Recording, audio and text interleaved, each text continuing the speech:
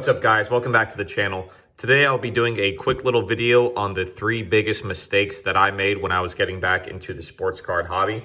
I took about a 15-year break from the hobby. Recently got back into it last December during COVID with a lot of other people. And since then, I've definitely learned a lot, made a lot of mistakes, but I was just hoping to share what I've learned over the last 6-7 months with anyone else out there who's listening, especially newer investors and collectors in the hobby. So stay tuned. And as always, I appreciate you guys watching.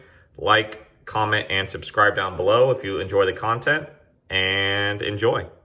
All right, so the first mistake we're going to be covering is following others' recommendations on a player, certain card blindly. Basically, someone recommends a card or a player and you just go out and you buy that only because they recommended it. I did that when I first started this December. I saw a video from PSA Collector, now known as Graded Card Investor here on YouTube.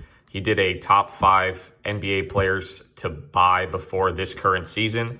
Pascal Siakam and Bam Adebayo were both on that list. I had never seen either of these people play, just because I had been away from the hobby for so long and away from sports for the last 6 to 10 years. Cards probably closer to 15, but he recommended them. He showed a little bit of their highlights on his video, and I went out and I bought some lower end cards of them. So I'm not into these for too much, probably total less than $200 total for both of these cards. But I literally I went out and bought these players who I'd never seen play just because they were recommended to me. Didn't know what I was doing. I didn't know the difference between Donruss Optic or Prism. Didn't know Hoops was the lowest end. There was a lot of things I didn't know, and I just went out and bought those because they were recommended to me. So that's definitely the first lesson.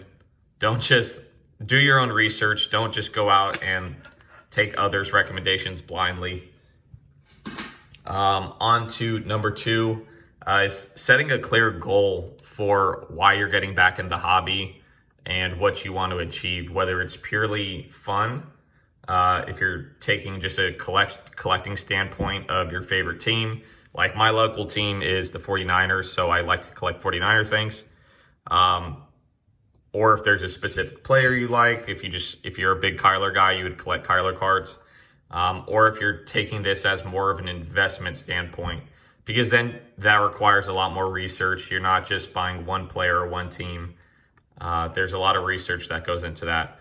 So because I wasn't keen on whether I wanted to invest or collect, at first I started this channel just opening boxes, hence my enormous stacks of cards over here that I definitely need to sort through, put some on eBay and get rid of these.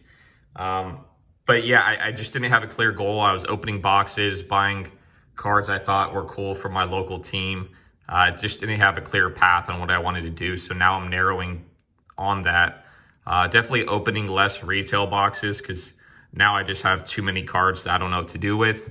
And I'm definitely consolidating, trying to buy higher end slabs to collect. And if I am buying an investment card, which I recently did, you guys will see that in the next video, hopefully if it arrives by next week.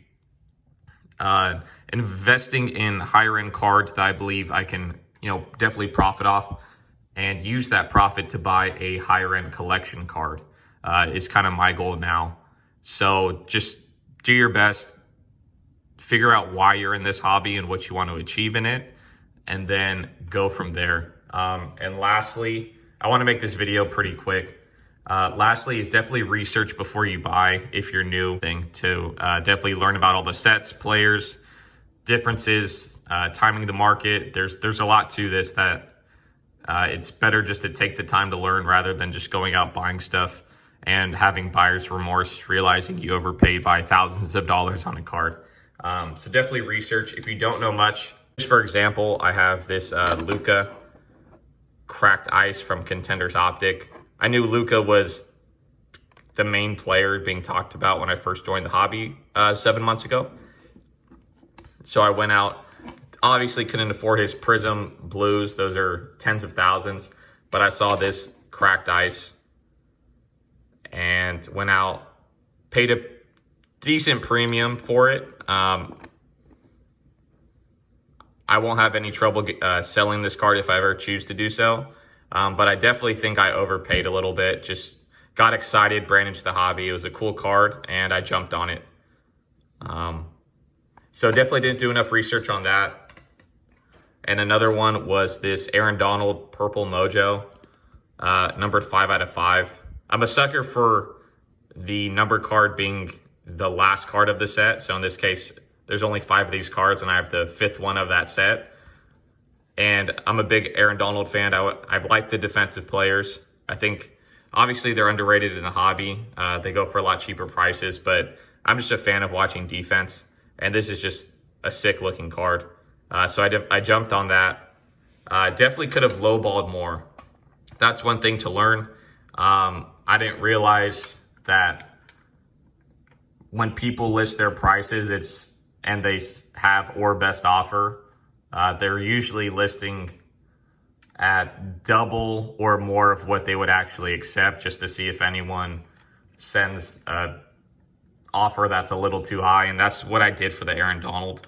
I wasn't too experienced, wasn't very knowledgeable, and I sent an offer that I definitely wouldn't send now. So I definitely overpaid for that one, I think. But it's a very cool card. I've received offers on it, not to the amount that I paid on it, so I'm down on it, but I love the card, so no real big deal. But if I do decide to move it, I'll probably move it this August when football gets amped up. They have Stafford at quarterback, so the Rams are looking pretty good. So that might be a decent time to sell the card. But before so I don't go on a rant, let's just cut it here. I hope you guys got a little bit of information from this. Especially if you're new to the hobby, if you guys need me to make any other videos from what I've learned, I've definitely made some mistakes and learned a lot from it the past 7 months.